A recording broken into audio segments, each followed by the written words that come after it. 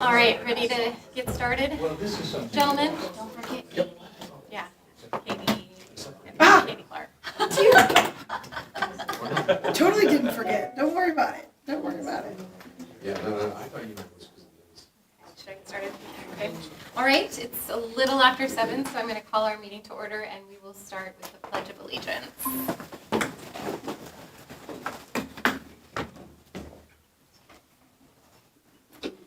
I pledge allegiance to the flag of the United States of America and to the republic for which it stands, one nation, under God, indivisible, with liberty and justice for all. Thank you. And do we have any citizens' comments this evening? No? Okay, great. That will bring us to Spotlight on Brentwood.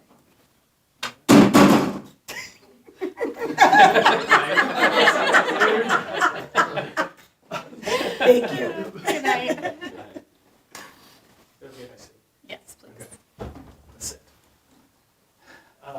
Good evening, everyone. Happy New Year. It's good to see Happy New everybody. Year. Since the last time we got together and talked about some of the good news that's happening in our district. As you know, we split these up into our 4 strategic plan categories: student success, school culture, diversity, equity, inclusion, and accessibility, and unified community engagement. So let's start out with student success. And our first celebration, this is a photo from the Registered Youth Apprenticeship Accelerator. And if you look really hard, kind of in the middle to the right, you can see Dr. Zagora and Emily Diaz from the high school.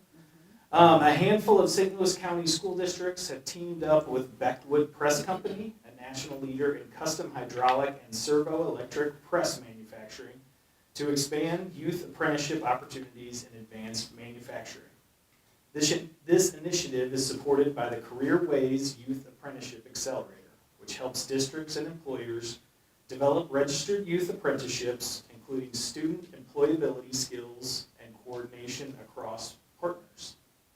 So this model creates a direct pipeline to high-wage, high-demand careers where students can earn while they learn, gaining valuable experience, training, and industry connections while still in high school.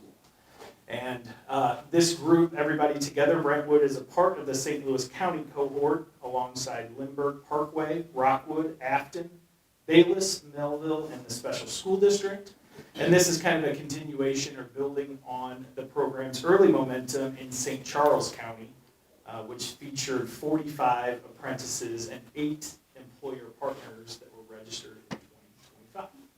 So just another great example of opportunities for our high school students in career readiness. And all right, so our next one. This might look like sports, but it's not sports, I promise. These 2 individuals, these are 2 Brentwood High School seniors, Kelsey Hansard and Jordan Weir-Cundiff. They've been awarded the St. Louis University Stay Teach Lead Scholarship, a major honor recognizing their commitment to pursuing education as a career. Each scholarship is valued at $36,000 annually for 4 years, helping reduce financial barriers and making college and teacher preparation more accessible. This opportunity stems from a new partnership between St. Louis University's School of Education and St. Louis area school districts, designed to strengthen the regional teacher pipeline and address the teacher shortage. So this isn't necessarily, this is an option for them. They still have lots of options on the table, but once again, just a great opportunity for our students. We were able to nominate 2 individuals for this, for these scholarships, and both of ours got them. That kind of highlights the strength of our Teaching Foundations pathway, led by Dr. Jerry Schmidt, and students who are already exploring careers in education and teaching. So it's a noble profession, and especially in today's climate with teacher shortages. So it's an opportunity, an option for those 2 young ladies. So, in addition to being volleyball players and a lot of other. It's a great picture of the 2 of them. Yeah. Great kids. Neat. All right, so our next celebration, this is Mark Twain Elementary School second grader in Hannah Katz-Irwin's class, just during reading time. But this kind of highlights a bigger celebration from Mark Twain, as they were recognized as a 2025 Lighthouse Academic Honor Roll School by the Leader in Me, their leadership program that they have at the school, honoring schools that pair strong academic outcomes with school-wide culture and leadership. So the Lighthouse Academic Honor Roll recognizes Leader in Me Lighthouse schools that meet rigorous certification standards and demonstrate exemplary academic proficiency and growth based on state accountability data. So just looking at Mark Twain's scores, Mark Twain ranked in the 93rd percentile statewide for academic proficiency, which is well above the 85th percentile benchmark that's required to earn this distinction. So Mark Twain is one of the model Leader in Me schools in the nation, showing how leadership, collaboration, and high expectations contribute to student success. So just a model school right down the road of how all of those things can combine together in the Leader in Me program with high academic standards and leadership focus. And they had their spelling bee today, which was fun. So maybe next month we'll have some of that. All right, so our last one in student success, this is Demetrius Thompson, Brentwood High School senior Demetrius Thompson. Last week he was named a St. Louis Post-Dispatch Athlete of the Week for 2 different back-to-back outstanding career recognitions from him. He reached a rare basketball milestone by recording his 1,000th career point and 1,000th career rebound in back-to-back games. He surpassed the 1,000 point mark during the 52-49 win versus Veritas Christian. This was a stat line, 26 points and a career high 28 rebounds. And then the next night, he topped 1,000 rebounds 2 days later in a 63-58 win versus KIPP St. Louis with a career high 39 points, 23 rebounds, and 5 blocks. He is in the top 10 in points per game, and then is absolutely blowing everyone else out of the water in rebounds per game. Just as a season total, when I looked last week, he's ahead of the next closest guy by like 40, 45 rebounds. He's just grabbing everything. So let's see. So here we go. This season, Thompson is averaging a double-double. So he averages 25.9 points, 18.8 rebounds, and more than 2 blocks a game. And then we also know him, he's a very talented multi-sport athlete, a state champion in track and field, and then has signed to play Division I college football at Boston College. So just another, yeah. It's really great. All right, so then on to school culture. And just a couple weeks ago, right in this very spot. This month, the Brentwood High School hosted its annual alumni panel discussion, welcoming recent graduates back to campus to connect with current juniors and seniors. This event is a meaningful tradition that gives students an honest, encouraging look at life after high school and helps them better understand what to expect as they plan their next steps. So these alumni shared real experiences related to college life, academic expectations, time management, and building new connections, offering practical insights about navigating change and gaining confidence, even when the future isn't fully figured out yet. So that was kind of a common theme with the alumni, is that you don't have to have everything totally figured out yet. You can have a plan, you can change your plan. It's okay. A lot of people do that. I think one of them said that undecided is still the most popular academic major for incoming freshmen. So just finding what they want to do. But even all of those students had an idea of what they wanted to do going into their first semester in college. And I think that really speaks to what we do here, is giving them all the different types of experiences so they can really figure out before they get to college, before they're paying thousands and thousands of dollars in tuition, to say, like, this is really what I want to focus on, and picking those schools and finding those pathways for them. And then shout out to Emily Diaz. She coordinates it, puts it together every year, so she does a great job. All right, into unified community engagement, and I didn't put this in to just like toot my own horn or anything. You should absolutely toot your own horn. It is beautiful. Yeah, last week we launched our redesigned school and our district and school websites, creating a more modern, user-friendly digital home for our students, staff, families, and community. The new site features improved navigation, streamlined page organization, and a mobile-friendly design, making it easier to find information quickly on any device. And like we've put out, this is not by any means a complete and total representation of what we do. This is a living resource that will be constantly added and changed and updated as we go through. I'm still working on content, building things right now. So the idea is to get it in a very good spot, make the content evergreen so that we can review it 2 or 3 times a year if we need to update it. It's all set up with mobile responsiveness and accessibility in mind, so no matter our audience, no matter how they consume information, no matter what language they speak, no matter what assisted technology they might use to navigate it, it'll all come across the way it's supposed to. We put up a pop-up box that said, please share your feedback or anything. We haven't heard anything.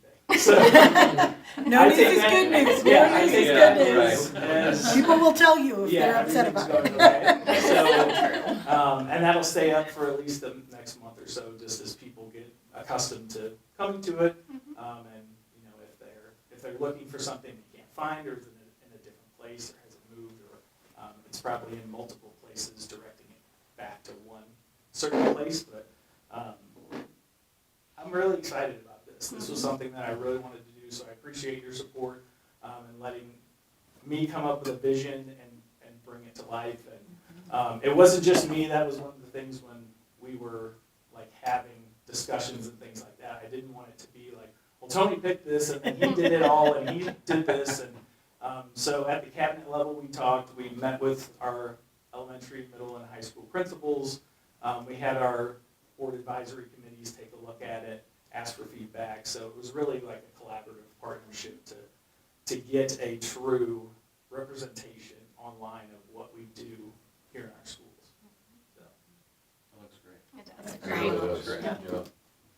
All right, so then our last 2 things are upcoming events that we have. So if you haven't heard, this Friday is Brentwood's annual chili cook-off. It's from 5 to 6:30 in the middle and high school cafeteria. It's hosted by the Middle and High School Honor Society and National Junior Honor Society. So families are invited to sample chili and vote to crown this year's chili champion. We've also invited our new high school principal, Dr. Greg Fick. So he'll be on hand to meet people, answer questions, get to know our community a little bit better. And there's a triple header basketball game against Hancock Place. So junior varsity at 4, varsity girls at 5:30, and then varsity boys at 7. So if you don't have anything to do, and if anyone's watching at home, please join us on Friday. It's a great event. The chili is really good.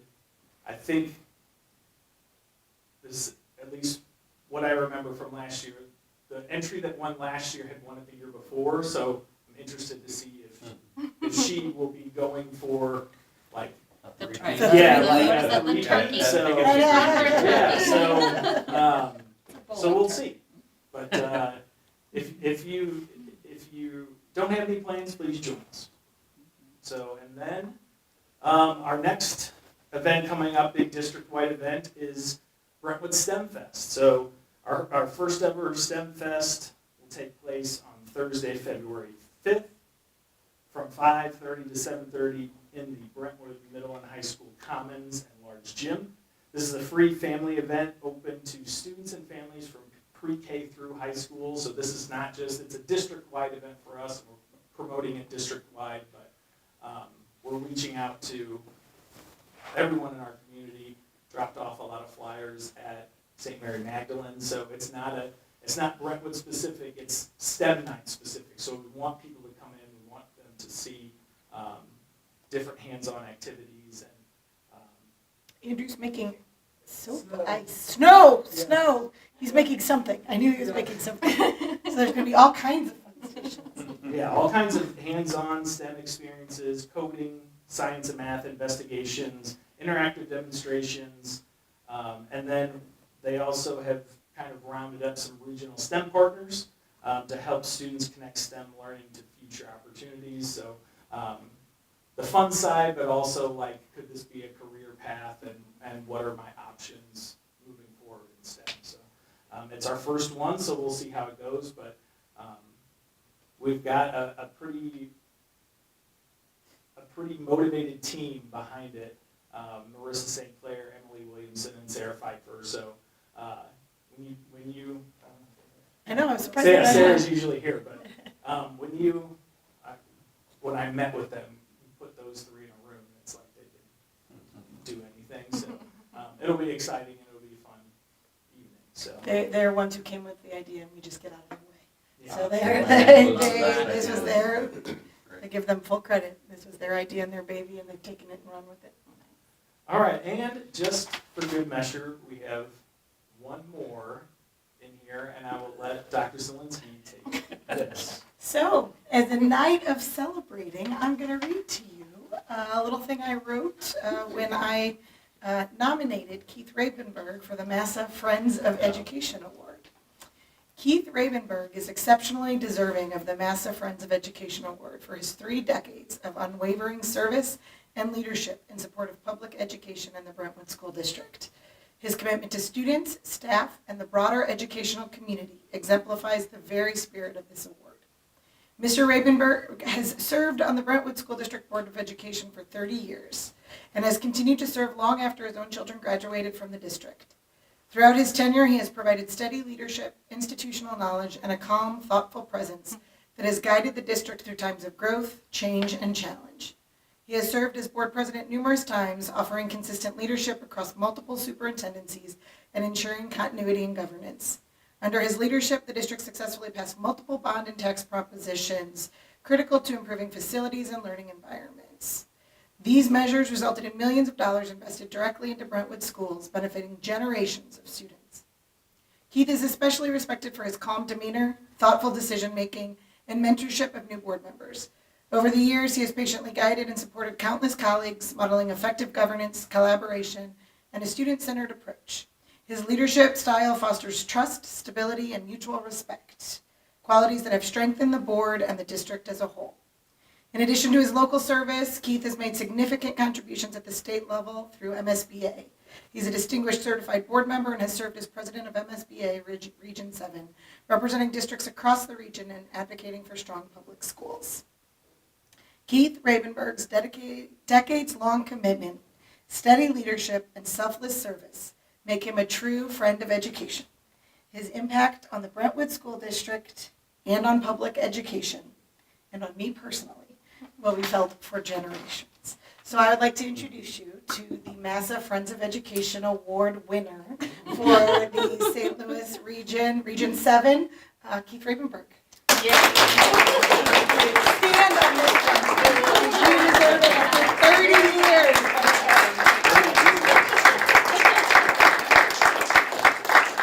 So you get to hang out with me at the lake over spring break. And anybody who would like to join, anybody would like to Brentwood join is us. so well represented in this award ceremony. We are very blessed. No, not at all. Not at all. And a huge shout out to your daughter who helped us with your bio. So your daughter helped us with your bio. So We had to reach out to Audrey. she sent me a very nice email saying how amazing her dad is. Yes. So thank you for all that you do, and I'm excited to honor you. 30 years is the legacy you've left in this district. Is amazing. Thank you. Wonderful. All right, that's that's all we have for this That's all we evening. have. Any questions? Appreciate your time. Thank you. Thank you. I love starting our meetings with Spotlight on Brentwood. That's so good. And Keith, that's great. Okay, but then down to business. Kate, if we could have roll call, please. Mark Cicero. Here. Katie Clark. Here. She's on the phone, sorry.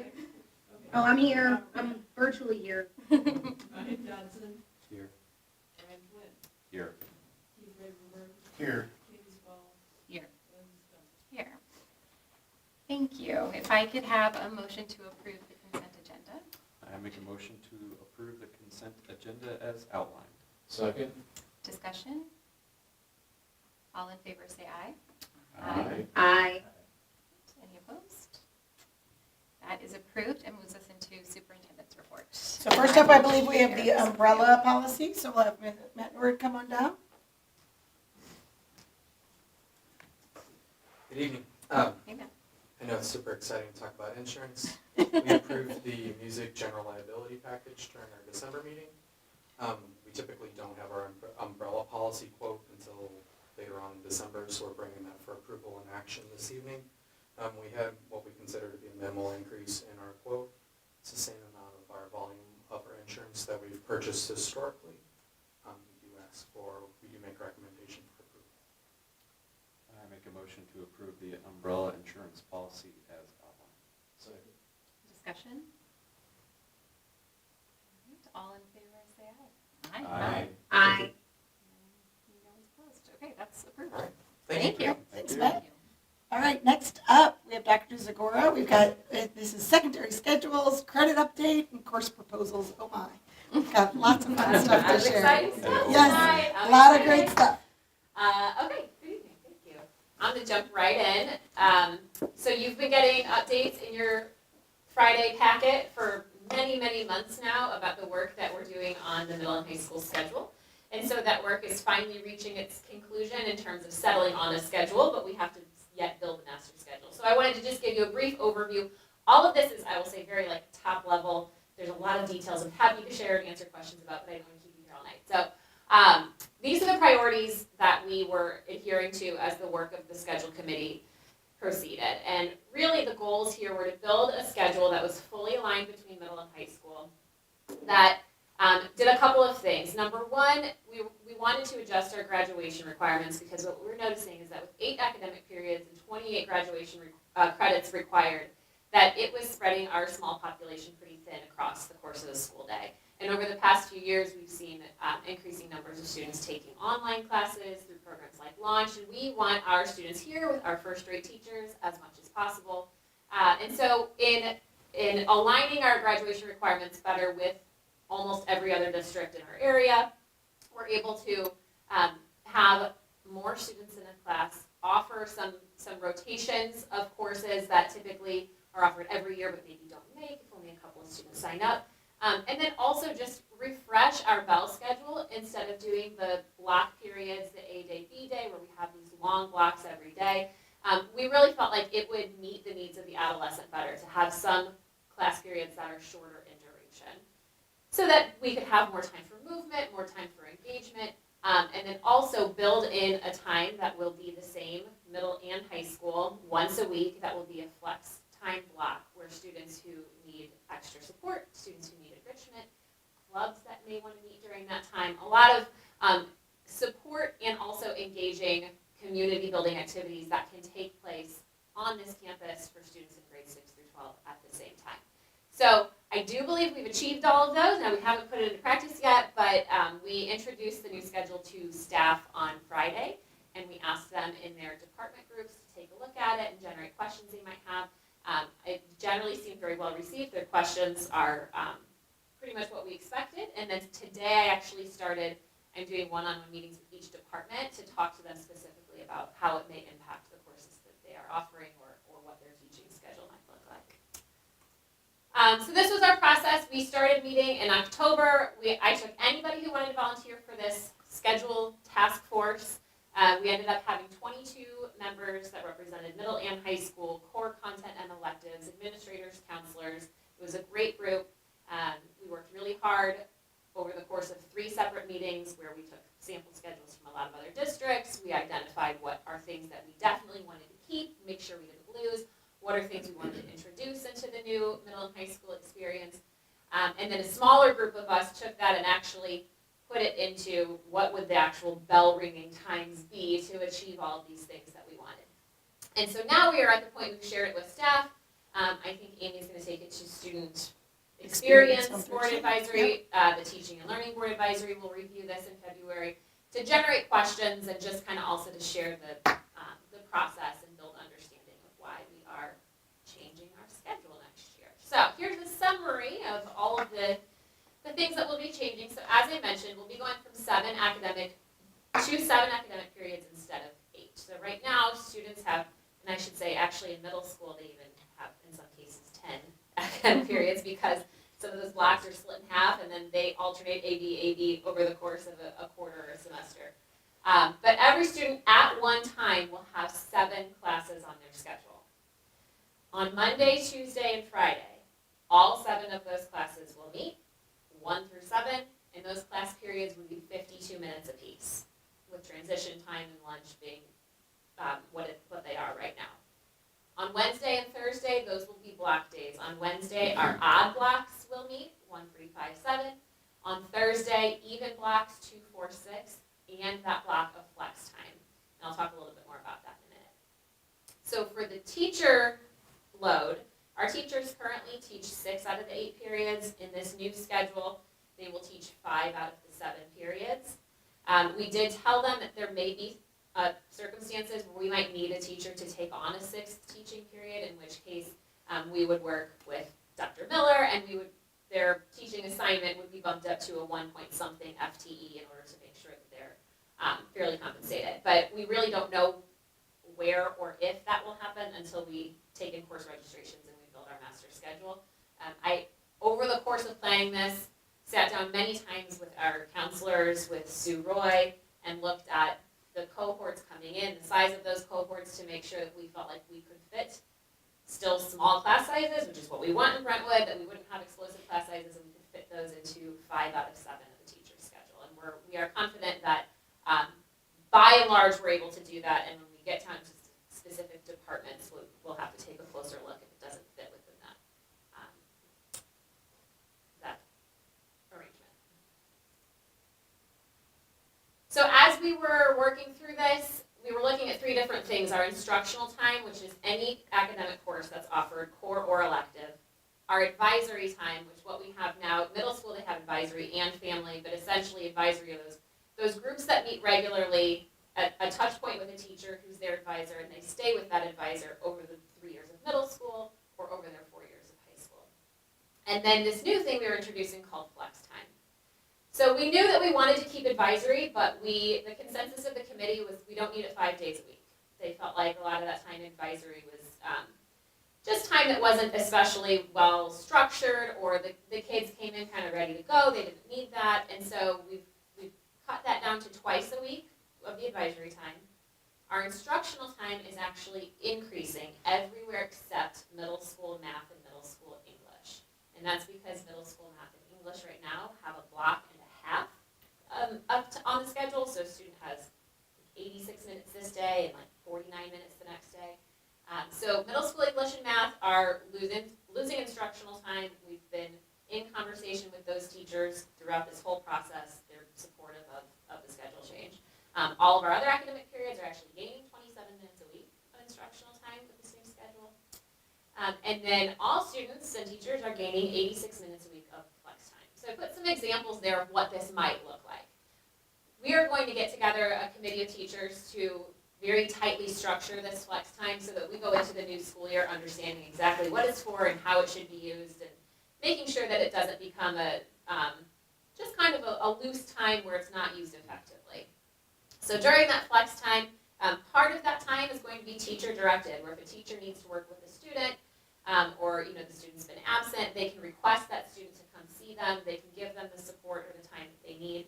And then we also want some of that flex time to be student directed, where students have a choice of how they want to spend that time. It probably will look different from 6th grade through 12th grade, with increasing independence and autonomy as students move through through middle and high school.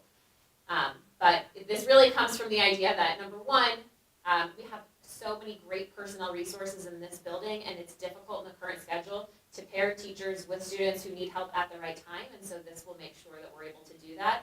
And also, as we, especially at the high school level, prepare our students to go out and be successful in college or the workforce, where they're going to have to make a lot of choices on their own, we want to build their capacity to make those choices of how to spend their time while they're still in high school. So this gives them some of that autonomy to do that. So I mentioned there'd be an impact on graduation requirements. So we are proposing, and this is a policy that we will give to you in February for formal review and approval, but currently we have 28 graduation requirements. The Missouri standard is 24. And so in researching districts around us, all of our, what I would say, our benchmark districts, our neighboring districts, those that we often compare ourselves to, have 24 credits required for graduation with the exception of Ladue, which has 25. So we feel like progressing to a graduation requirement of 24 is more in line with what is happening in our region.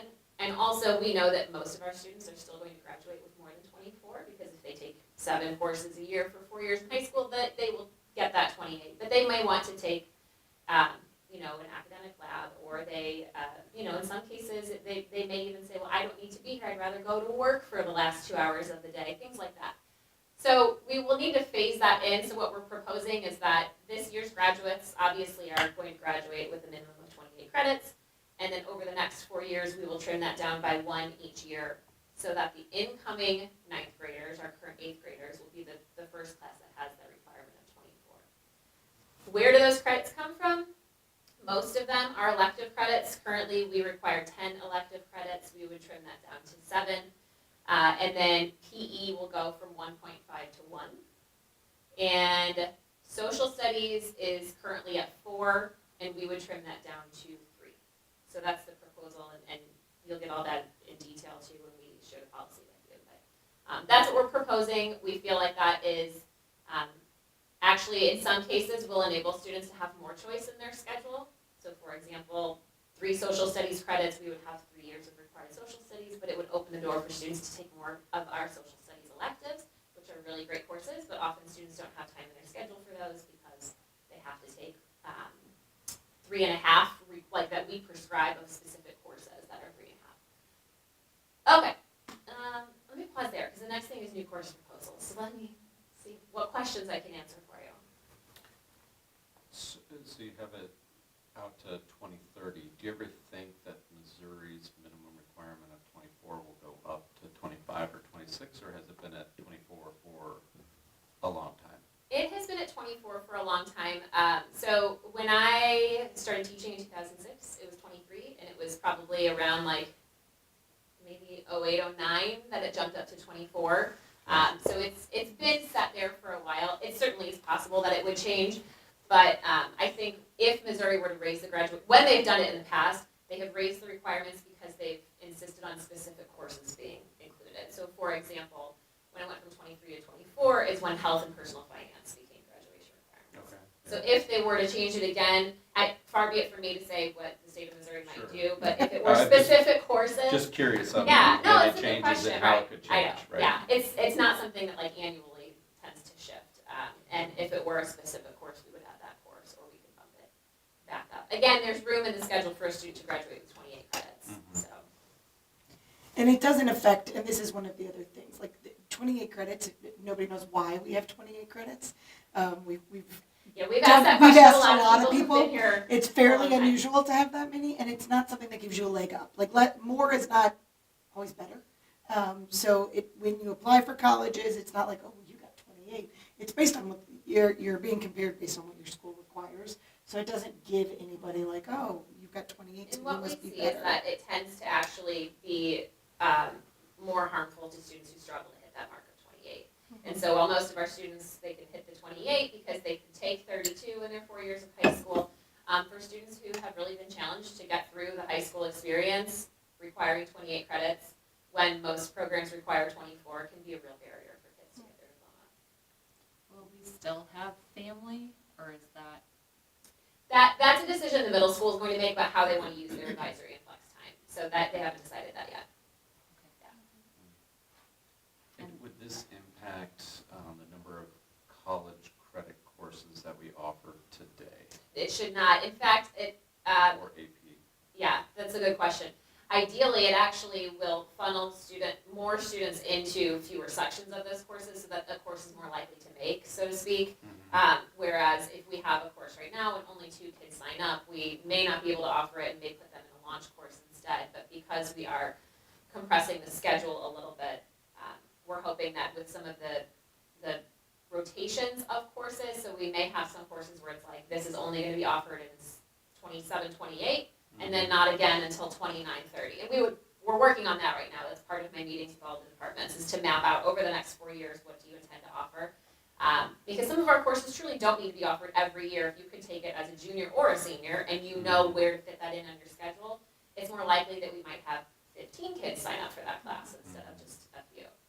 So nothing is coming out of the course catalog, and anything that has thus far a student has been counting on taking as part of the sequence, we will make sure that they're still able to take that. I don't expect that we will flip the switch in next year. Everything's exactly as it should be moving forward.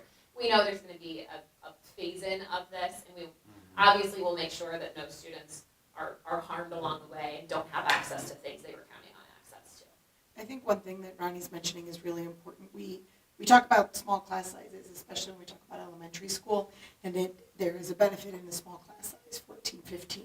But there is a diminishing return on your investment when you're looking at class sizes of 2 and 3 at the high school level. Learning is a social thing. Kids need to be able to talk with one another. They need to be able to engage and have conversations. And when you have classes of that size, you're losing some of that social piece. And so I actually think that just, again, we're not having classes, we're not going from classes of 5 to 28 here, but having a healthy size at the high school, I also think is a benefit for our kids, because imagine 90 minutes with you, a teacher, and 2 other people.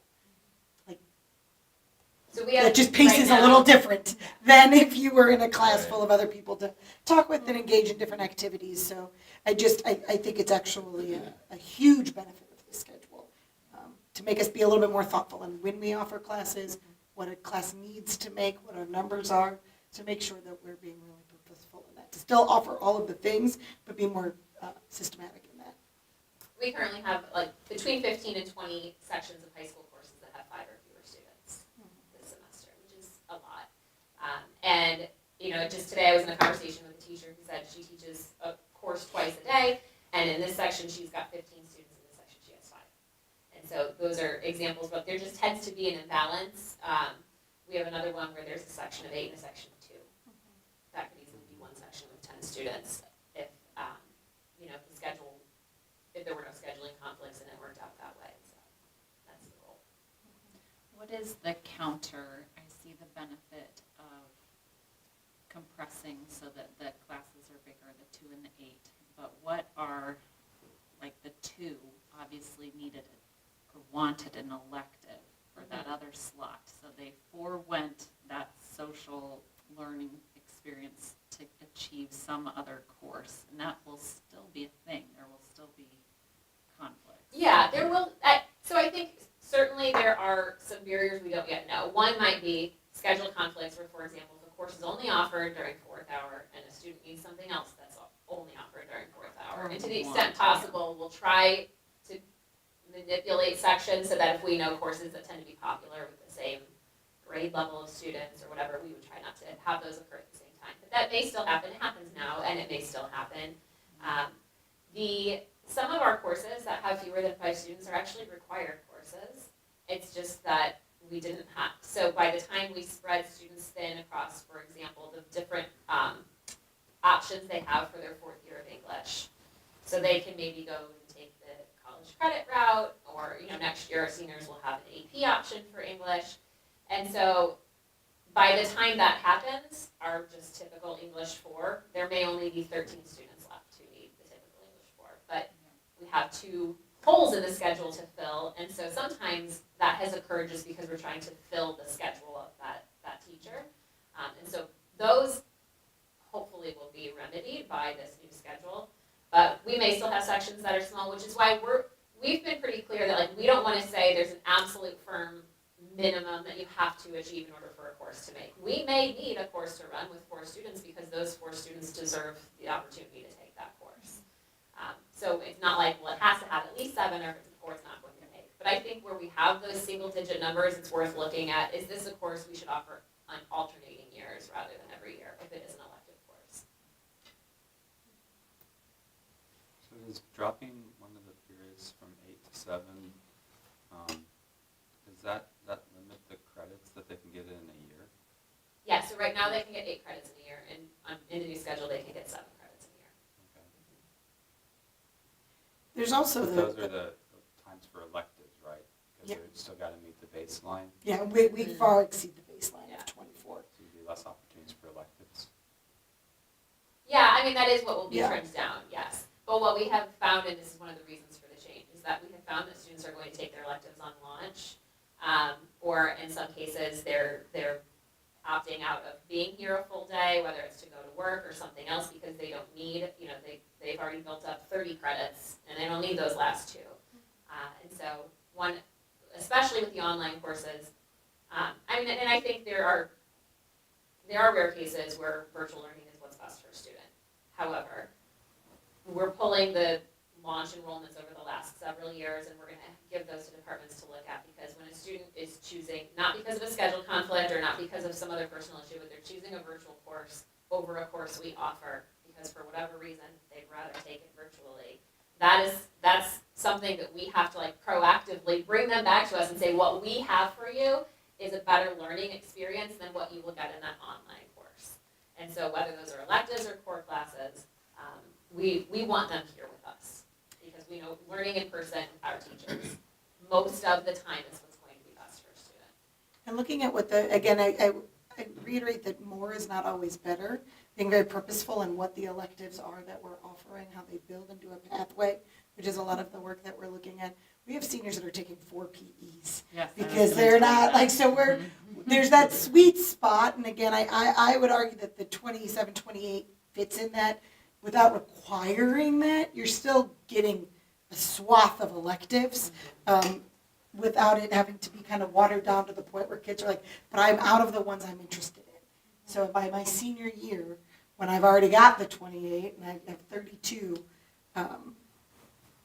I've taken a lot of PEs, or I'm going home. Is that an outlier though? Because I think like over from 6th grade to son's a junior now, taking some of those PE courses, those elective courses, just to be active and be moving is really important for some kids to be able to get back into a classroom and sit down for 82 minutes or whatever it may be. Yeah. So is that an outlier where somebody is a senior taking 4 PE classes his senior year? Yeah, I think senior year for sure. I mean, like when they're doing it, Is there depending something on their else that we schedule. could offer?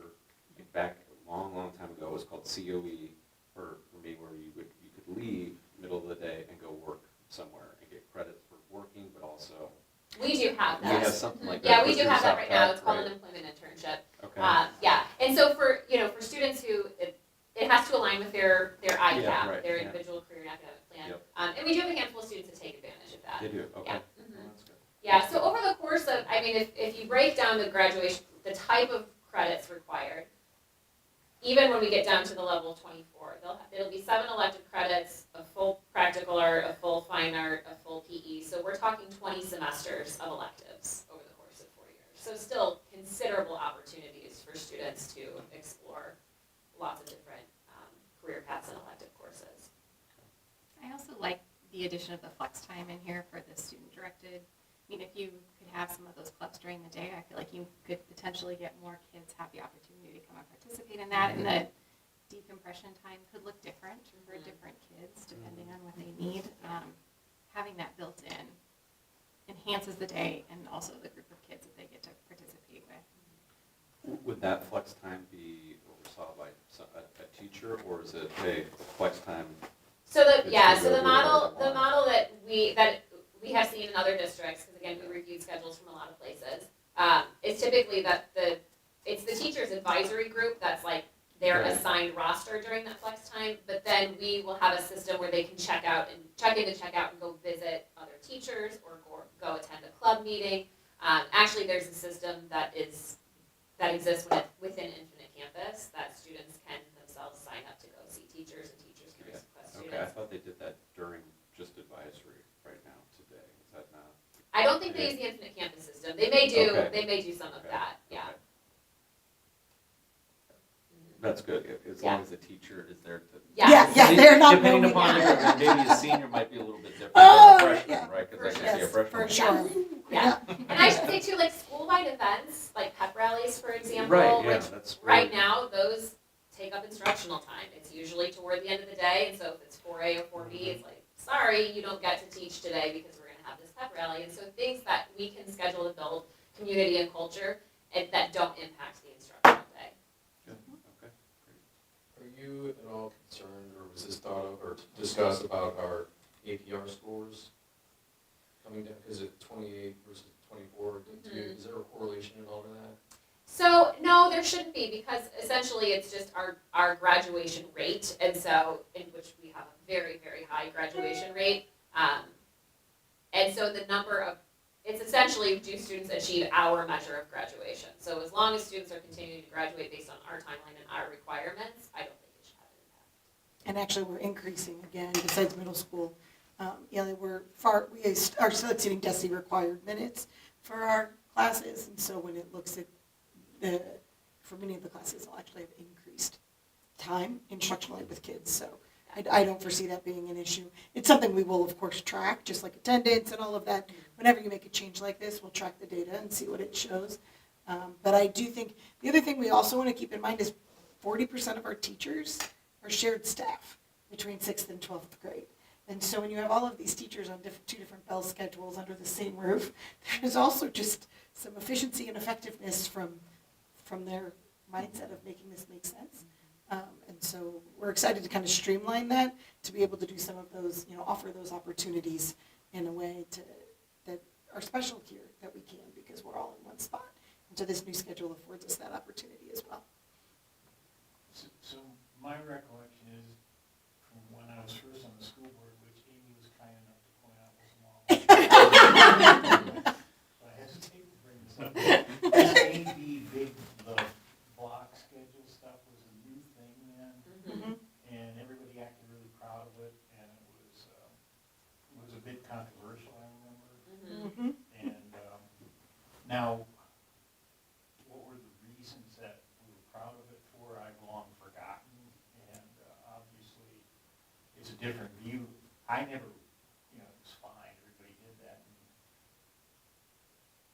Are there a lot of schools that have gone to that sort of thing and then going back again, or maybe you can tell me what's the philosophy that's changed over time? Yeah, sure. So yes, there are schools that have done exactly what we're doing, that went from a block to what we call a modified block. In fact, the high school I attended did that. I went to high school in an AD block. And then also a lot of schools that in the last 5 to 10 years have done the opposite. They've gone from a 7-period day where all classes meet all 5 days a week to something more like this. I will say the conversations with our committee and the desire to do this come a lot from just the kids we serve are different. The students have changed in the sense that, we, especially our 6th through 9th graders, it is difficult to keep them engaged for 88 minutes at a time on one content area. And so the teachers are so good at building in breaks, and I'll even see kids that go walk on the track for 10 minutes and come back in. But it's difficult to engage. And they want high energy classes. They want kids that are talking and having this social experience of learning together. And so it is increasingly difficult to do that. And really the only way to build in something like a flex time is to really shake up what your bell schedule looks like, because with 8 blocks, there's nowhere to do that. And so those were two of the things. This schedule that we've chosen is very similar to, of all the sample schedules we provided, which we gave everything to the committee. We said, here, everything we've seen before, let's comb through it and see what we like. But the one that we have settled on is used by many, many districts in our area. And I don't even know if I put the district name on them when I shared them. I can't remember, because part of me didn't want them saying like, oh, well, I don't want to do what that district does, or oh, I hear they're good at that. But now that we have settled on this, I've invited teachers. I said, let me know if you want to go visit. Let me know if you want to just Zoom with some teachers from that other school, any of these districts that use a similar schedule, to see how their transition went. But I do think it just comes from, again, like one of the priorities was choose a schedule that is the best, allows for the best engagement of the adolescents we serve. And so we're just finding that all the research tells us now that the typical attention span of a teenager is like 15 minutes tops. And that doesn't mean they can only learn for 15 minutes, but needing to shake it up a little bit. And so what we're really looking for is that high engagement with students. I think that as you're talking, I'm remembering what seemed to be the big thing is that teachers didn't like these short periods because you could hardly get started and then they had to get up and run down the hall and everything. And the idea was that they could be there for that bigger chunk of time. Mm-hmm. You could really get involved in it. So maybe having that available basically once a week, if the teacher plans accordingly, maybe you can make the most of that. Yeah. And when we ask teachers on Friday, we ask them to fill out a Google form, just what questions do they have, what needs do they have. And I mean, the number one thing was we need time to pace out our curriculum in this new schedule, which is, of course, like the number one thing a teacher will need to do is how do I take what I've done in these 90-minute chunks and then spread that out over the course of a week that looks very different. And so we're already planning on when we can give them that time and PD days and back to school week so that they can map out what their curriculum looks like for each semester. But I think what you said is very true, though. I think it's the balance of both. It was about going deeper into your content, but then there's the reality of if you only see your kids every other day, there's certain contents that doesn't work very well for. Math wants to see their kids every day, those kinds of things. And so what I have seen is just like lots in education, we kind of come back to the middle, right? Like not all block, not all traditional. It's somewhere kind of in the middle where you still have the opportunity for those deeper, if you're a science teacher, you have those lab days and those days where it's easier to get some of that. But now you have also those more traditional days. So it's a good balance, I think. Yeah, and the positive feedback from teachers on Friday and in my meetings with some of them today was they are excited to see their students more frequently. And for example, a teacher told me this morning, I saw my seniors today for the first time since last Tuesday, because they had an A-day last Tuesday, and then Thursday they were doing a service project, and then Monday was a holiday, so a full week had gone by before they had taught those classes. And so that frequency, especially in certain content areas like learning a language or practicing an instrument or the way that math accumulates. So I do think there's a lot to be gained from just those more frequent touch points with kids. So the plan is to start with this with the next school year. Yes. Mm-hmm. Yeah.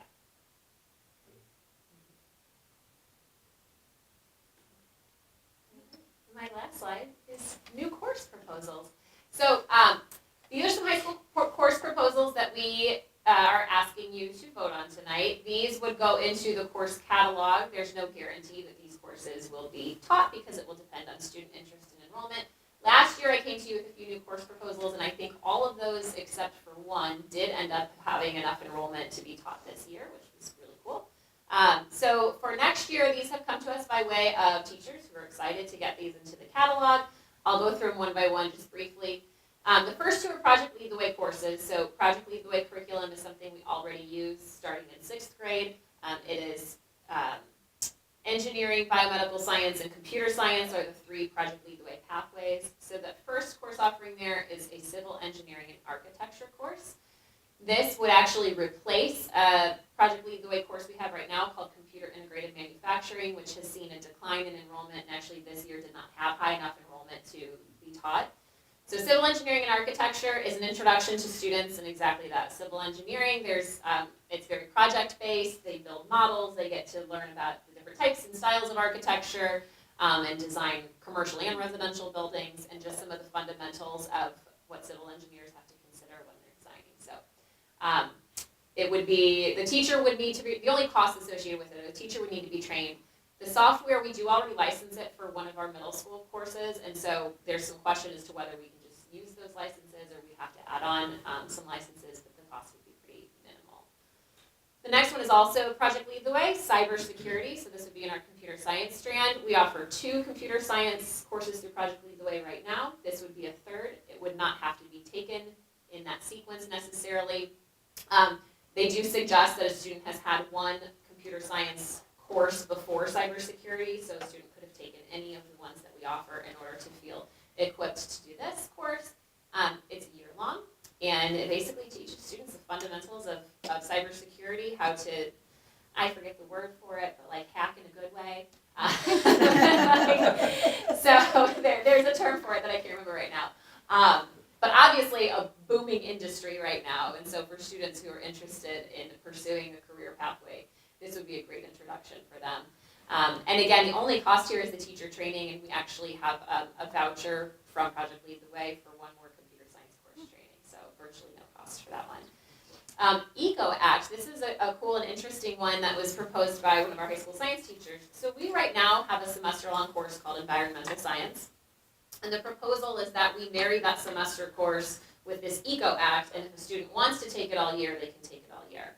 And Eco Act is actually a program that is written and taught by Missouri Botanical Garden, and it includes a service component. There's a learning component and a service component, and students who sign up to do the full Eco Act experience would actually spend some days in the summer and some afternoons over the course of the school year learning more about environmental science and training to be teachers of 4th graders in environmental sciences. And so Eco Act pairs it's for juniors and seniors, pairs those juniors and seniors with 4th grade classrooms, which could potentially be our own 4th grade classrooms, to go in several times a year and teach lessons about environmental science. And so Missouri Botanical Garden, actually, they write the curriculum. It is fully funded by the Botanical Garden. If we were to do this, the only potential expense for us might be transportation if students need to get to and from the training sessions. And we don't have the dates and times of that yet, nor do we know what students might enroll who may have their own transportation. And we have an electric bus. Right. And we might have an We have an electric bus. Very eco. Yeah. Yes, it is. Yes, Perfect. It's all for coming this together. sport. And our last one is college algebra. So we, in our current math sequence, do not have a college algebra course.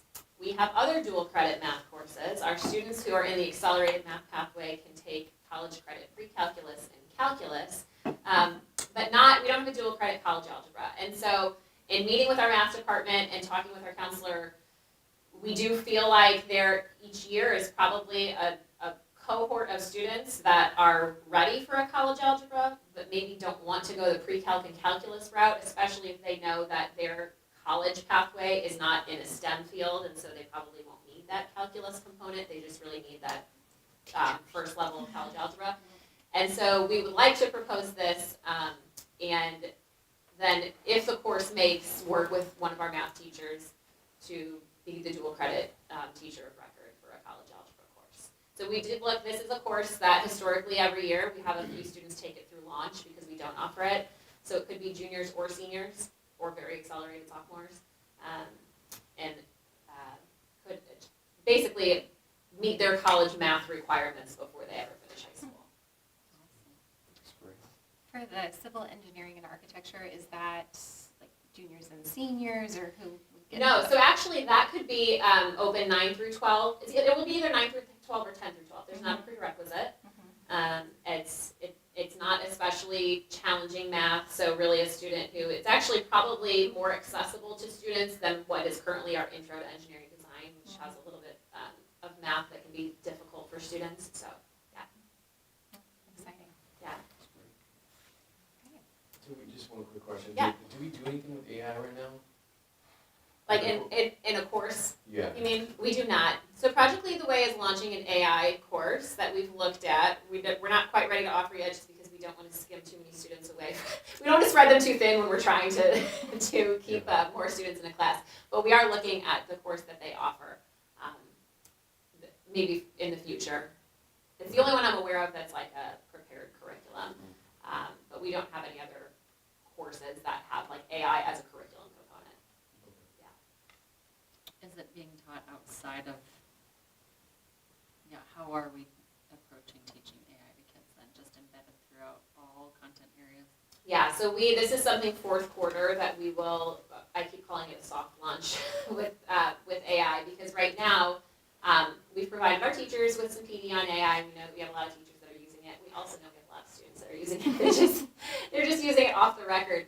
And so fourth quarter, we would like to greenlight Google Gemini to our high school students with preparation from their teachers. And so we're working with the high school PD reps to figure out what do our teachers need in order to make sure that we have like an instructional component for students in third quarter before we greenlight this in fourth quarter. And so here are expectations for you, so how to use it ethically and responsibly.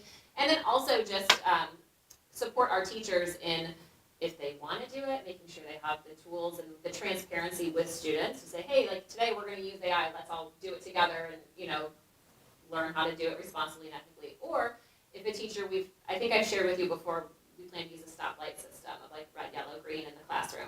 And if the teacher says, hey, my classroom is a red light every day of the year because it's not appropriate for my class, that's fine too. So fourth quarter, we will be turning on the student Gemini. We'll be putting out communication to students and parents in third quarter to say this is where we're going, this is why we're doing it. And then that will give us also just a kind of an on-ramp before the new school year to know what's going well, what do we need more support in. Do you anticipate, not to get too much in this conversation, but do you, for parents that don't want their children using AI, I mean, will that, so some are using it, some aren't, is there the option to opt out and then it? Yeah, so an opt-out I think is going to be difficult to implement because it's part of the Google suite, and my understanding is we have greenlight it for a whole group of students or no students. So I think, should a parent be uncomfortable with it and not want to use it, I would absolutely want to work with that parent and that student's teachers.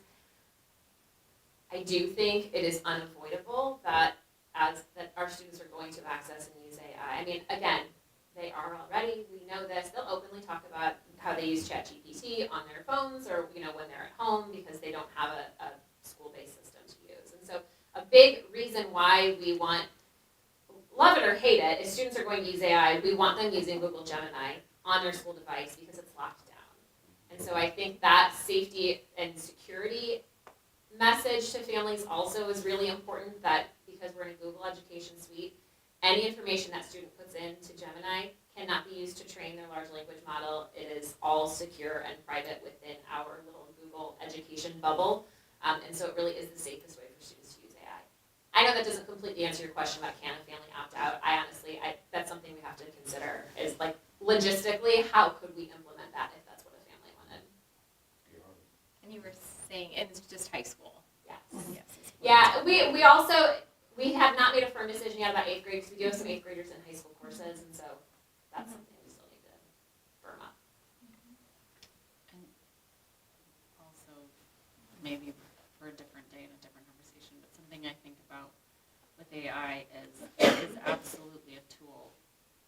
And the one class in particular that I think of is English, and just the ability to compose and create and sit in the quiet of thought organization instead of like the brainstorming. Like Gemini's so great at brainstorming, but how is there a way that they can demonstrate needed skills before and maybe delay it till they're a little bit older? I don't know. I do know that this is the future and they need to know how to use it. But no, I think that's a fair question, and it may be, and that's a conversation we can have with our teachers too. It may be that like, okay, in freshman and sophomore English, it's a red light every day. We're not using it until you build the skills. Because I agree 100% that AI is a tool that can help connect dots, but if you haven't learned the dots, it's not for you. And there are studies that are coming out now that are showing that when there's a study out of MIT that when students were asked to write something with AI versus not, that those who used AI as a tool couldn't remember much of what they'd written because they didn't write it. So the learning is deeper when the students are doing the thinking themselves. And I think that is what we have to keep coming back to with students and staff. Make sure our kids understand that data. Like they are synthesizing it versus AI synthesizing it. It is. Yeah, and that is an important skill that, yes, we want to make sure giving away your own processor for somebody else's processor. Yeah. Yeah. Absolutely. And so I just come back to like, how do we make sure that learning that teaching students to use AI includes teaching students why using AI may not be what's best for you. And that's part of the experience that we need to be able to give them, because if right now they're using it as a shortcut and they are shortchanging their own learning because we have not equipped them with, here's why you need to be careful when you use AI. Here's what you are missing out on when you ask AI to answer the question instead of doing the thinking yourselves. And so the more that we can engage with them and have that conversation, I feel like the better equipped they will be to make those choices themselves. Our teenagers, I mean, a lot of our teenagers actually don't love AI and don't support it, whether it's for environmental reasons or because they know maybe it's not the best for their brains. Like, it's really interesting to talk to kids because most of them will tell you, it's not great for me. Like, do I use it sometimes? Yeah, I do. If I have a lot of homework and I need to get something done quickly, I might ask ChatGPT. But they also will tell you, I know it's not good for me. And so that actually kind of puts us in a sweet spot to help build their knowledge and capacity to be responsible with it. So I got one question that's kind of a little bit off topic, but when you were meeting with your group and talking about the graduation requirements, did the topic of volunteer hours ever come up? Because I think there is a volunteer hour requirement, and I know that's not from the state requirement, but that's our requirement. Considering expanding that, growing that, or getting rid of it, I'm just kind of curious on what your group's So the thoughts only one I'm were. familiar with is for the A+ program. I don't Okay. know that, like, in our board policy of graduation requirements, that we have a volunteer I requirement. thought we did. Did, but it wasn't very many. And Okay. maybe it was just, we thought it was in like 4 hours I or, think it was 4 8 hours hours or something. It's something not of that a- nature, but. Okay. and I'm it- looking out to see if anyone else knows. That's I know one it that was we in a should high check- school you know, 'cause pamphlet we've- when we first, Mhm. as freshmen came in, I remember reading that, Okay. but I never. Well, and Okay, we I just get a had the lot of- senior yeah. service day, yeah, we just had the Yeah. senior service day, and I know that Jamisi has done a lot to like increase volunteerism with sports teams and things like that to try to give back to the community. I think that's worthy of a conversation, especially when Greg gets here around what, is that something, especially when you have this time built in, there's those pieces of community engagement that I think are really powerful in giving back into your community. Just instilling that volunteer is just part of your DNA, so to speak, and instilling that in them, in high school, that there is that type of requirement to help give back, help volunteer and do extra things as opposed to trying to beg people to come.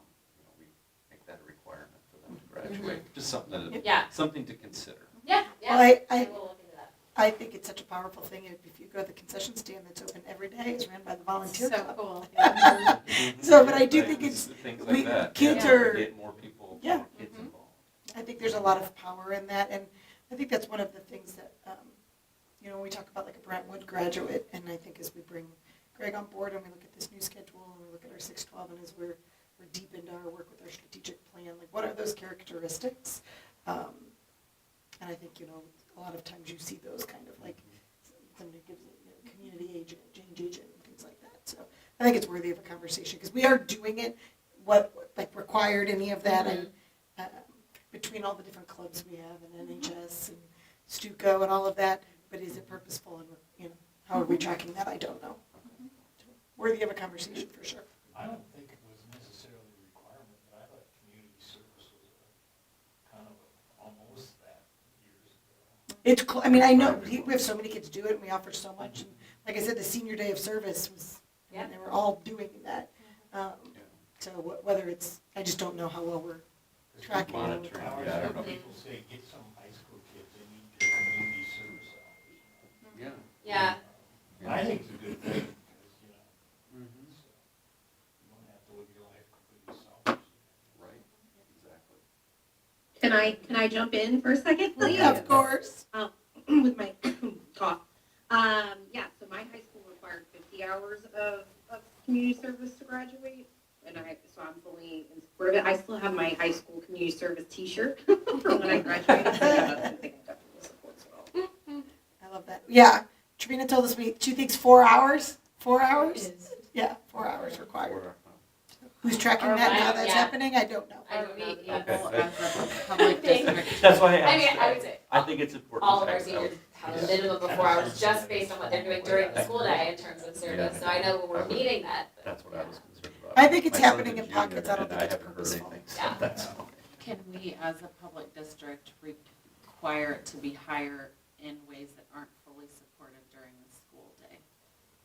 Because it sounds like we require 4, but we offer 4 or more. so- Yeah, we'd have to be cautious around that. I mean, when we look at that, we'd want to make sure that it's not. But there's a But even I volunteer do- club, and they could, there are opportunities on this campus that they could get the hours, even if you weren't serving them, if they had Yeah. to have a little bit of self-determination to pursue. Yeah, and that's typically where Yeah. you kind of find the sweet spot, so we can revisit that. It seems like it's probably worth a conversation.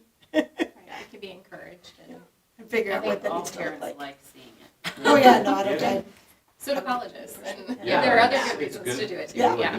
there's lots of good reasons, Yeah. for a variety of reasons. Thank you so much. All right, well, for these Yeah. courses, Oh, yeah, we do need We do need approval to- for the course. so if I could get a motion to approve the 4 courses. I make a motion to approve the high school course proposal as outlined. Second. Discussion? I think this is really exciting. Yeah, it's gonna this be is great. great. Very exciting. All right, all in favor? Say Aye. Aye. Aye. All right, any opposed? That is approved. Thank you. Thank you. Great presentation. Thank you.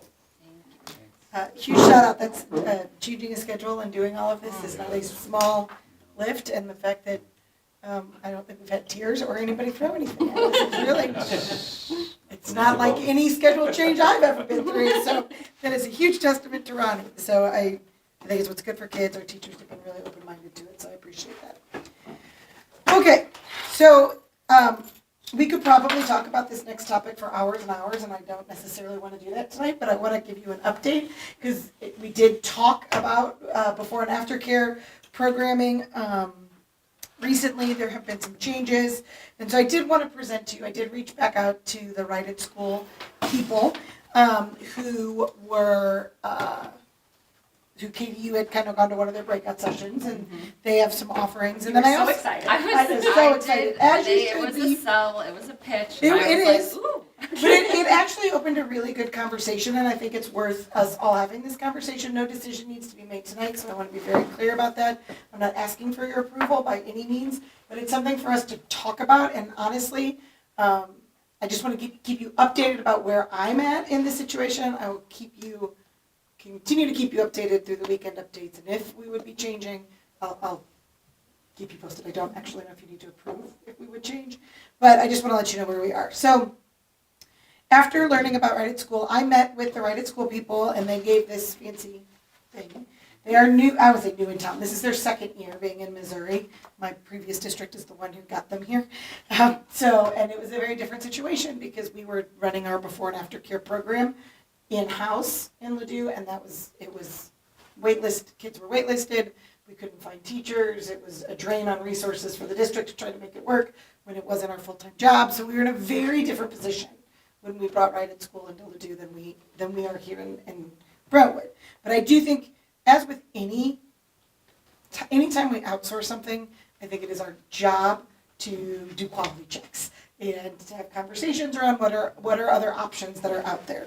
So I was very honest with the YMCA. That is who we are working with now, and I let them know that I am looking into other options. There have been some changes in leadership, and I did meet with them last week to just share some concerns that we have. Really what I want to draw your attention to is pages are not numbered. One, don't let the, I want to look at the content, not necessarily the packaging of the content. But, So colorful. I know. So a couple of things that I do think, let's see, I had it marked and then I pulled my page saver out of it, sorry. So Right at School has the before and after care program. It also does after school clubs and activities, and so you can partner with them. I've not gone down that road with them, but they would offer, and that's what that Discovery Clubs is, and you can kind of see what those look like. They also offer camps over winter break, spring break. They would do summer camps. So anything on a PD day. the YMCA will do that too. So I think one of the things, or a lot of the things that Right at School promises to offer, the Y will do. They just haven't as of right now, and so that's something to keep in mind. But the piece, the after-school program, if you go to the page that says daily schedule in the Right at School, it's a little bit after, yeah. This shows you really very similarly to what was linked for the YMCA about kind of what their after-school programming is supposed to look like. And I think what I would say to you, Right at School, there are also examples that I believe I linked in the board docs to what lesson plans they have. They have very structured lesson plans at Right at School. They have the group activities, the stations that kids go to. They're based on the idea of learning through play. So's the YMCA. So what the YMCA shared with me, which was interesting, and I was very honest with them, they talked about how the program is supposed to be enrichment too, and there's supposed to be lessons, there's supposed to be service learning, there's supposed to be all kinds of different projects. And what I shared with them is that's just not what I'm hearing is happening. And so I was very honest with them that I think parents would tell you that their kids are aftercare. They're not unhappy. They're being watched. They're being monitored. I don't necessarily see a ton of interaction, and I definitely don't think anybody would use the word enriched to describe it. Are their kids safe and in a place where they know they are for 2 hours after school so they can finish the workday? Yes. And so I said it exactly like that. They do have new leadership. They are aware of the concerns that I have about their program, and they know that we are looking at other options. My only worry is theirs says that they do the exact same thing that this does. And so if they both say they do the exact same thing and one's just not doing it because it's not being monitored, I just worry. I want to make sure that the other program, what are they going to do to assure me that they are going to monitor it? Or we're just trading off one thing for another. And we have had a relationship with the YMCA for 25 years. So what I shared with the Y is very clearly, we have very clear next steps. And so they're meeting with all of their staff members. They're meeting with both of our elementary principals to talk to them about their experiences. And then they're going to give a pulse check to all of the parents to ask very specific questions about things like, is there enrichment? Are your kids outside? The principal's concerns that they shared with me are things there's too much screen time. And again, if you told my child, did you have fun at aftercare? And they got to sit on a screen for 2 hours? My 9-year-old would tell you it was the time of his life. Yeah. I would tell you That's not what you that's not what I want to pay $360 a week for. So the YMCA also has, they didn't have I meant to give one of these to you, the numbers from a cost point. So what I have told the Y is that we are meeting again at the end of February. We are going to go over the data that they gather from their surveys. They're also going to be going and monitoring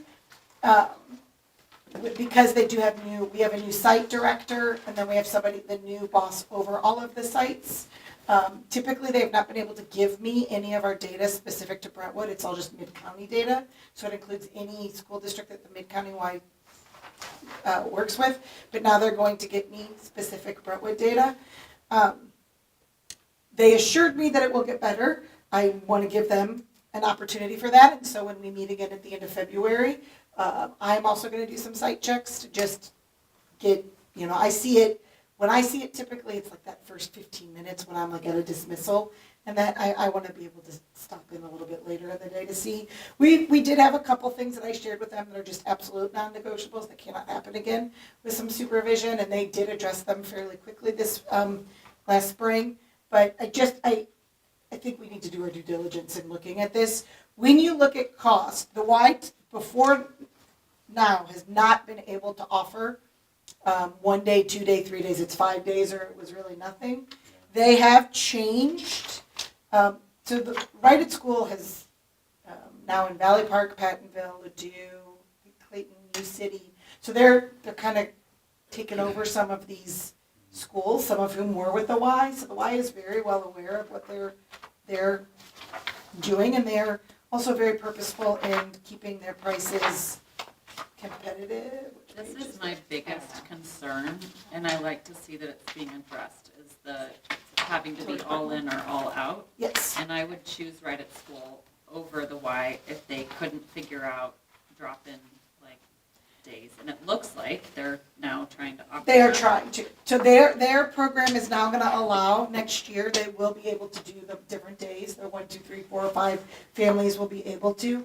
The pricing that Right at School was modeling this off of was last year's YMCA prices. So when you see like the savings in the corner, if you're in the Right at School one, it does compare, but not all the numbers are completely accurate because this is what it is now, and this is what it will be when the Y offers the options.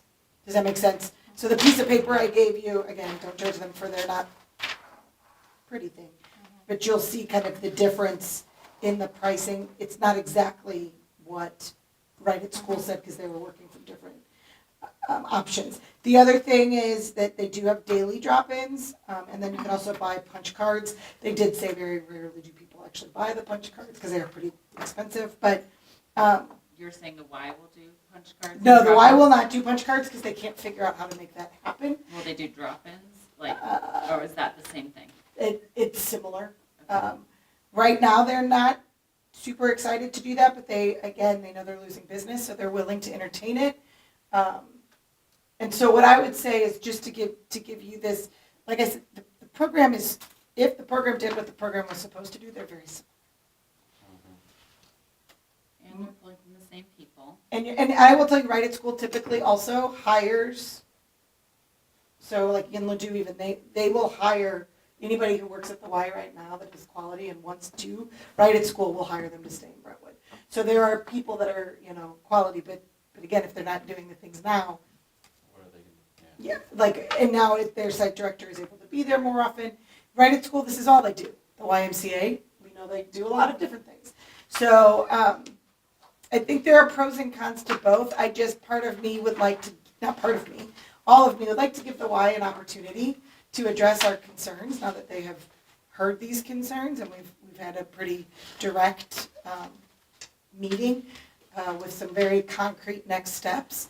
And then once we meet again in a month and we've all kind of done our due diligence, I do worry that, yes, just like with anything, you can get it together for the next 2 months, and then when it's too late to change our mind, do we fall back in?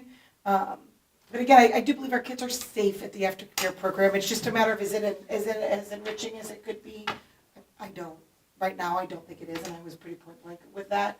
I do think there are some other options at Right at School with those after-school activities, like things that we've talked about wanting Demesia to get started. They've got fine arts programs. They've got athletic programs at the elementary. And some of those things that, they're tuition-based that, like my kid, I send him to the Lego Club once a week, not because we need aftercare, but because it's something fun, and it's the one day his dad can stay at work late, and he gets to do the Legos. So, like, those kinds of clubs, that Right Club thing that they're talking about, or the Right, whatever it's called. Yeah, Right Club. You can look at some of the examples for those, and there's some, pretty neat things that might be worth something for us to look into. And are they just blocks of time? Like, it's not that each one of these 19 options runs all year long? They would. No, these Right. 19 options are actually like the units in the community that they build, and then those are like the curriculum for the before and after school care is the Okay. Right Club. The Discovery Club is the one that's like actual after school activities. Okay, I gotta find that one. I'm sorry, I wish these pages Yeah, were numbered. yeah. It's right after the daily schedule. And I don't know as much about that programming. I've just never, that's a newer programming through Right at School. We didn't do that in my previous district. But again, they've got these kind of different, dance, and you would sign up for ones that are offered, whether it be quarterly, 1 day a week, like Lego robotics, those kinds of things, which would build on some of the programs we already have. How does it work for us now? Because I know in the past, like if we wanted to have a chess club, you had to have a sponsor, and it took a community, in this particular case, mother, saying, I will show up every Tuesday from 3 until 4. So what this does, and correct me if I'm wrong with the Lego, Bricks for Kids. Thank Yeah. you. The Bricks for Kids.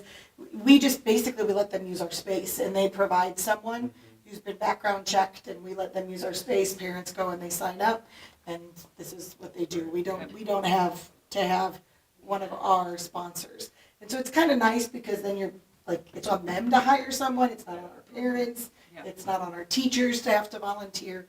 And again, these are things that I think the Y would tell you that they could probably do for us, but at what level and what caliber. So I do think there are opportunities, but like I said, I do believe it's only right and fair to give the Y opportunities to address the concerns that we have and see what they're able to do.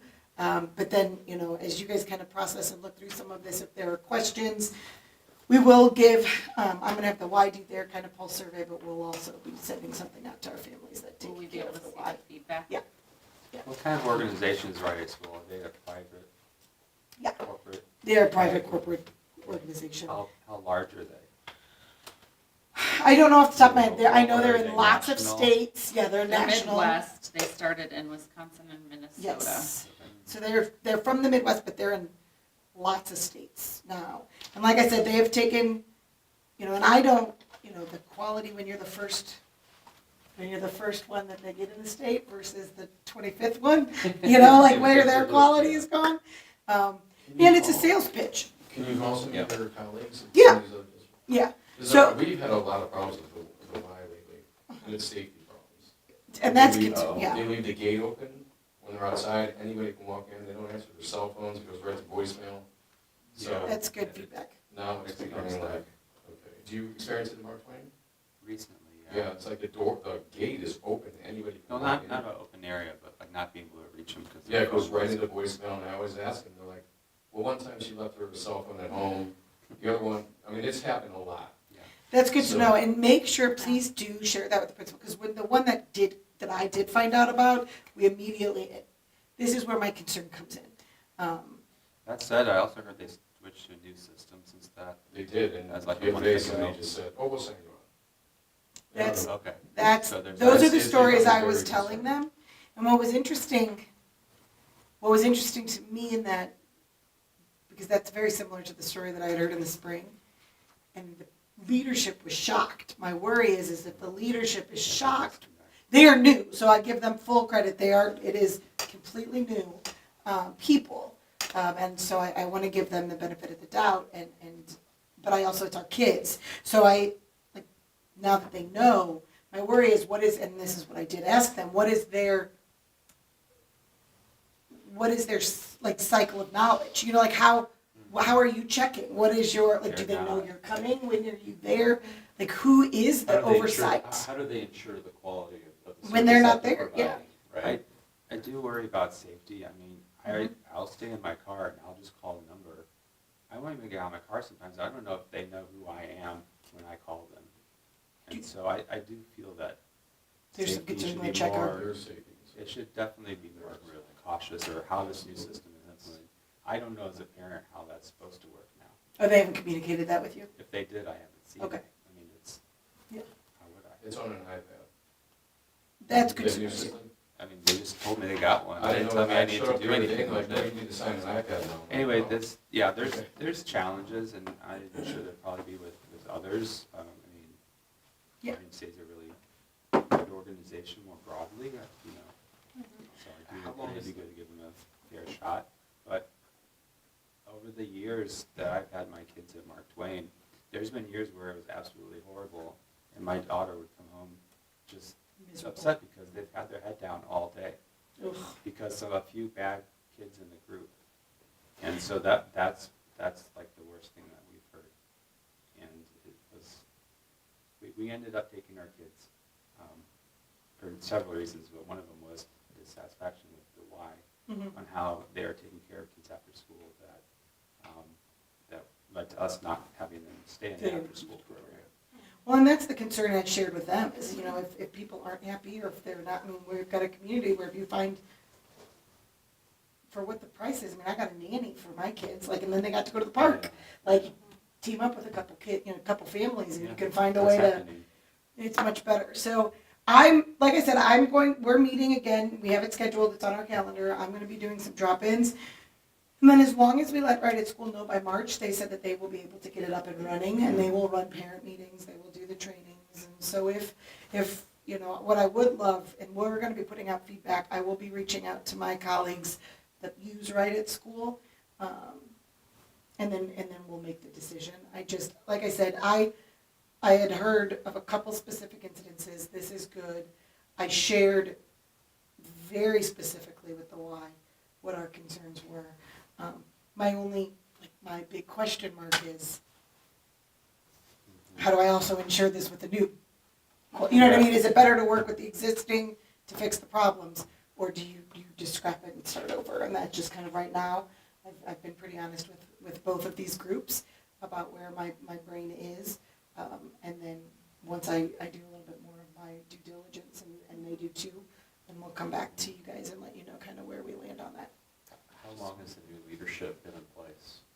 at the Y? December 15th. Oh, okay. This is literally, yeah, yeah, That's good, I'm glad it was. yes. a Very, month ago, very, or not. and literally it was like, I think Okay. it was the manager over the site, so it's like Okay. site directors and then the manager, she said that it was like her second full day. So, Oh, wow, okay. with the okay. holiday and everything, so, yep. yeah. Are you plugged in how they're still doing over at Ladue? Like, Yeah, what's they their still track really record? like them, but like I said, it was really bad before. So like it was not quite apples to apples. I'd like to hear from people who were working with the manpower that it was taking for Ladue to run their own was so heavy that any kind of hiccups they may have with Right at School are going to pale in comparison. I'd like to hear from some of the people who started this year and have gone away from like a YK or something a little bit more like that to see how that's gone. So, and there's a couple that I know with Hancock and Bayless, and again, it's about the quality of the employees you hire too. So that's a big piece. And I know the lady. You know, I've met with her numerous times over the course of my time, both in Ladue, and she's at every conference we have for superintendents. So I know that they are present, but you know, how does that show up every day? I need to learn a little more. I would wonder what type of metrics they can demonstrate to our leadership of how progress is going continuously. Like, And they will, either program, like they should be reporting to us. And they absolutely will. Comparing So- what they're telling yeah. us to what we're hearing. I told them I wanted to talk to you first, but they absolutely can, you know, before we make a final decision, they absolutely are comfortable coming in and doing a presentation. Like I said, we would need to get that done probably by sometime in March. They would maybe need to come to the second February one, but hopefully we'll have enough time to have reached out to the Y by then. The Y is willing to come too. And like I said, they were very open to the feedback, and it was a difficult conversation, but it wasn't. You guys all know me. It wasn't mean. It was just I have to do our due diligence for our community, and they are very well aware of that. So, and I think having competition in town makes them have to step their game up, or they. Yeah, it'll be. There's the Honestly, when business. you reevaluate any service, I mean, they all should be proposing. Yeah. It's a whole new. Yeah, so, and we don't have any contract or anything with the water right now. Turns out, so now's a good time. It's a good time for us to look at it. Well, yeah. Would that be part of it going forward? What was that? Would we have a contract with the Y? Yeah, I would want an MOU of some sort that is an agreement of what they're doing, what their expectations are. Yeah. When putting that in writing would be good. So, any other questions as you're thinking, or if you look through here? I'm by no means an expert in either one of these, but I do have good points of contact at both. So I can reach out to them very easily, and they're both very responsive, as you can imagine, as they're trying to get up.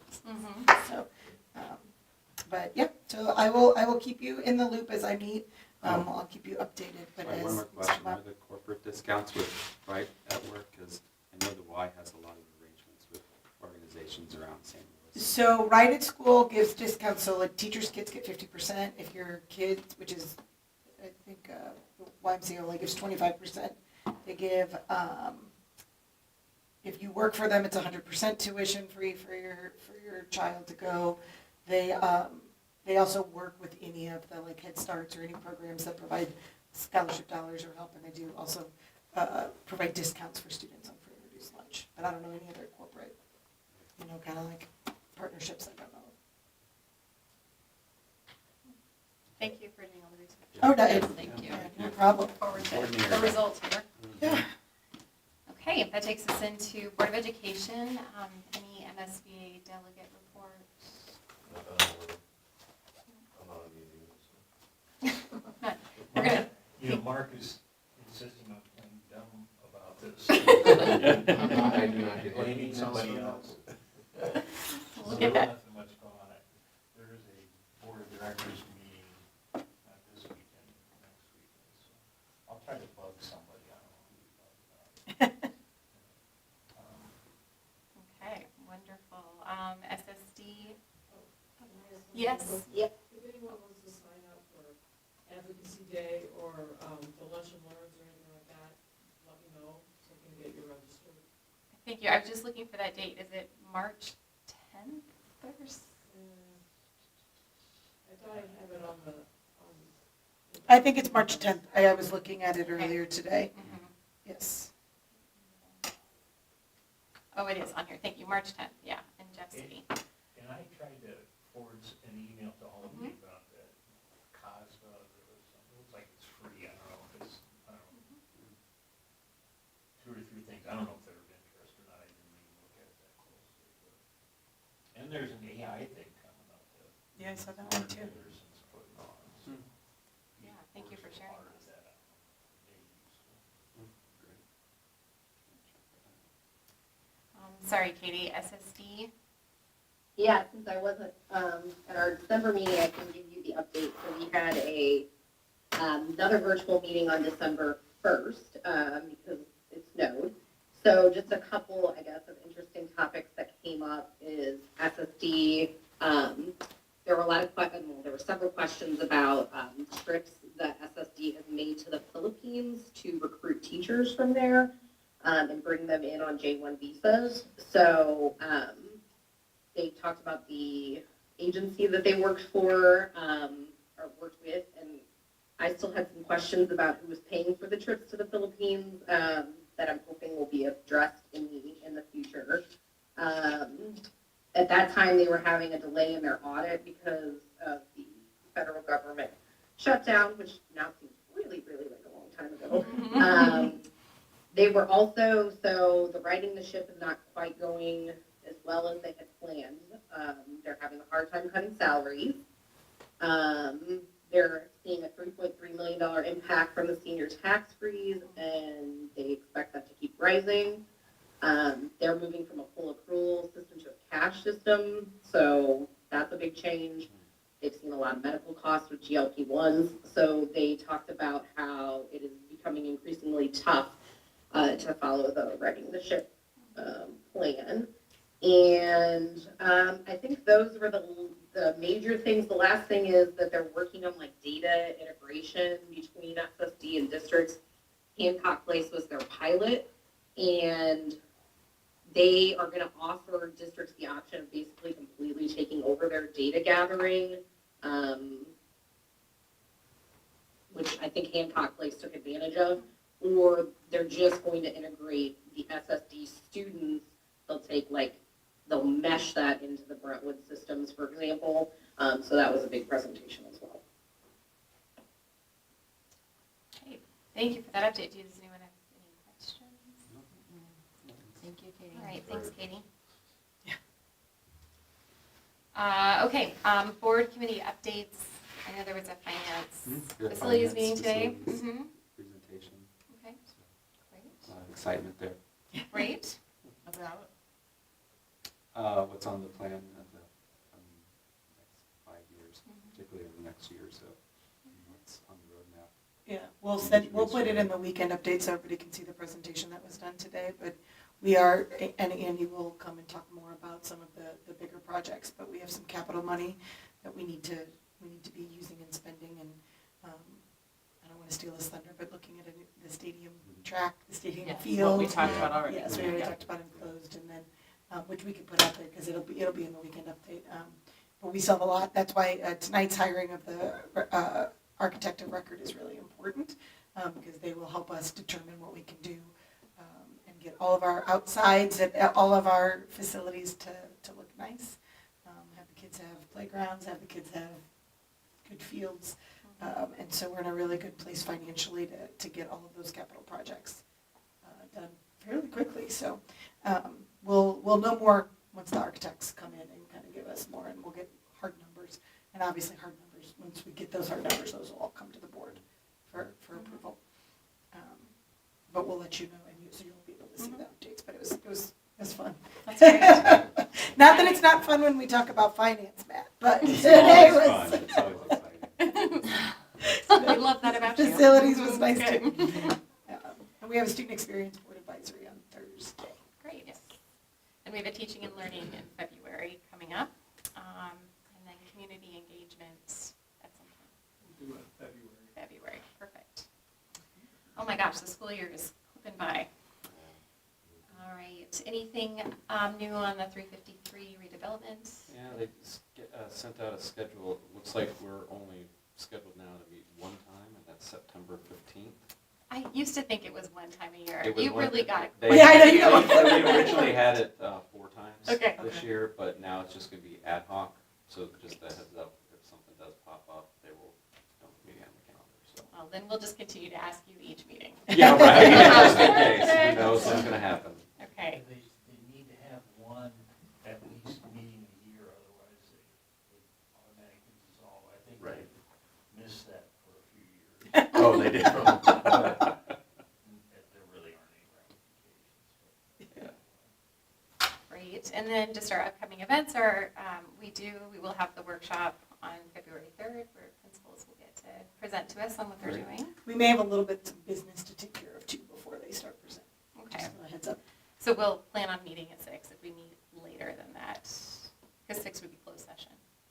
Yes, I don't know if we'll have closed with NTB updates, so, And some hires. yeah, so Let's yes. plan on 6 if we 6. can move I it might back, be able we to will. bump that Okay. to 6:30, but we'll have some, we may have, the policy with the graduation credits, we'd like to get updated before we go into the, oh my gosh, it's been a long day. Mhm. Before we go into the scheduling and all of that stuff, we'd like to Got it. have that all done.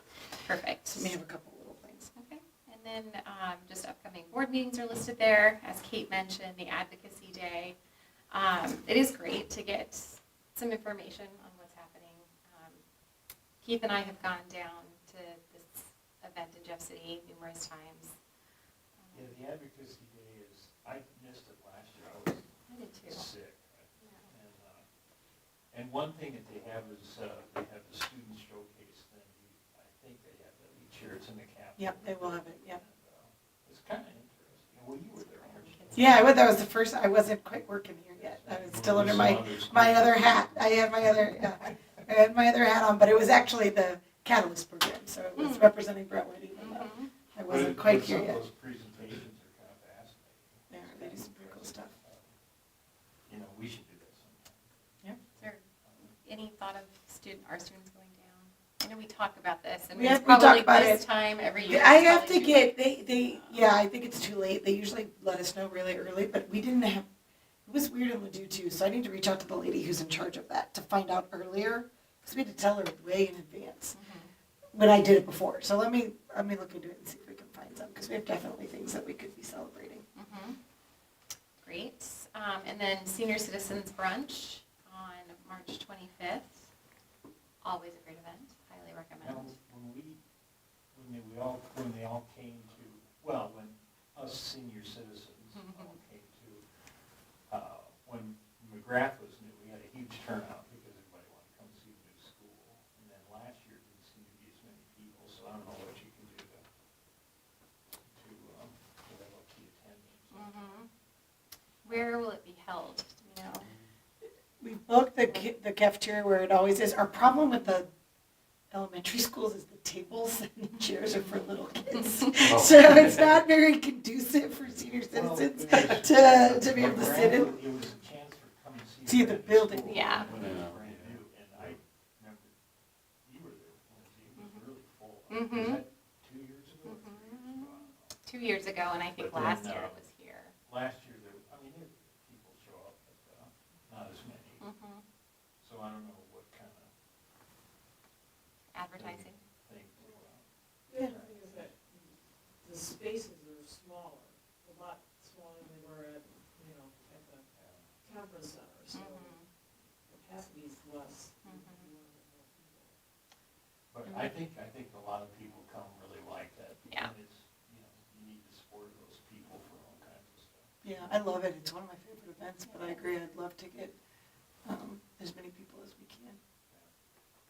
That's great. I will be there, Kate. I'll RSVP now.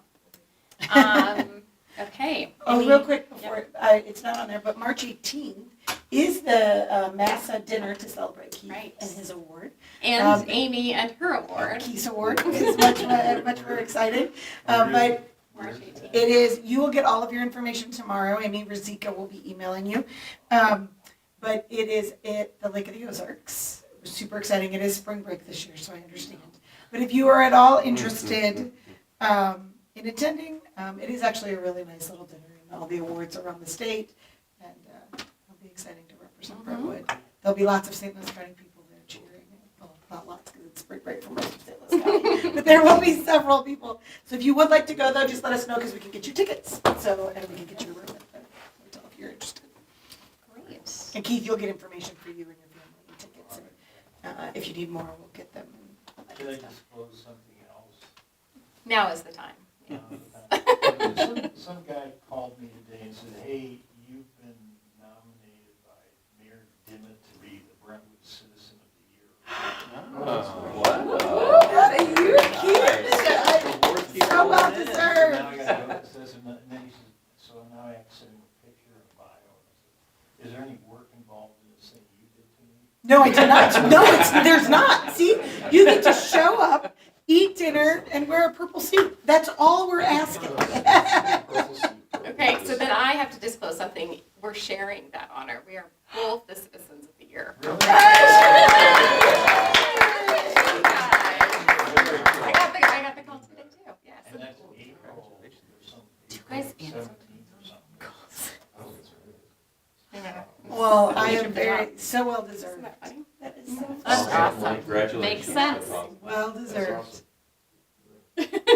What a day. I What a mean, day. Brentwood is just doing all kinds of great stuff. Look at this change in the world. I love it. Okay, well then on that note, we need to adjourn before Yeah. we share any other news. If we could get a motion. All I move that we adjourn. Second? right, and we'll do roll call, please. Marcy Yes. Katie Clark, Yes. Brian Dodson, Yes. Brian Quinn, Yes. Keith Redenberg, Yes. Katie Stahl, Yes. Linda Spencer. Yes. Great. Thank you, Feel everyone, for better, coming. get some rest. Try your best with 2 little ones. Bye. Bye. Oh my gosh, she's a trooper. Oh, goodness. Thank you all for staying, Trina. Thank you. Nothing like making Trina work a 14-hour day when she doesn't work here. Yeah.